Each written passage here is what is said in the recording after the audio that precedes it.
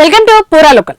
పశ్చిమాసియాలో జరుగుతున్న యుద్ధాన్ని ఆపడానికి చర్చలు జరుపుతున్నామని యుద్ధానికి బ్రేక్ ఇచ్చారు అమెరికా అధ్యక్షుడు ట్రంప్.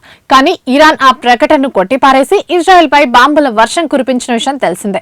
మరోవైపు యుద్ధం ముగింపుకు సంబంధించి అమెరికా ఇరాన్ మధ్య చర్చలపై అనిశ్చితి కొనసాగుతూనే ఉంది. ఈ క్రమంలో అమెరికా అధ్యక్షుడు డొనాల్డ్ ట్రంప్ తాజాగా ఓ కీలక ప్రకటన చేశారు. ఇరాన్ ఇంధన మౌలిక సదుపాయాలపై దాడులను మరో 10 రోజుల పాటు నిలిపేస్తున్నట్టు పేర్కొన్నారు.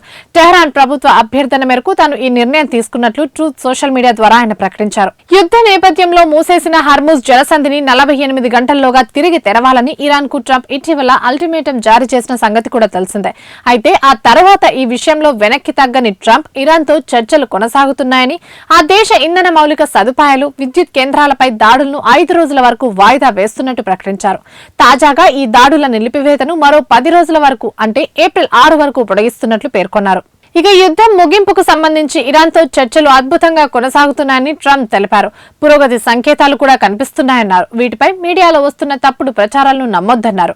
మరి ఈ 10 రోజుల విరామం కాల్పుల విరమణకు దారితీస్తుందా లేక తాత్కాలిక ఉద్రిక్తతలను మాత్రమే తగ్గిస్తుందా అనేది చూడాలి. ఇవే ఇప్పటివరకు అప్డేట్స్. మరిన్ని అప్డేట్స్ కోసం చూస్తూనే ఉండండి పూరా లోకల్.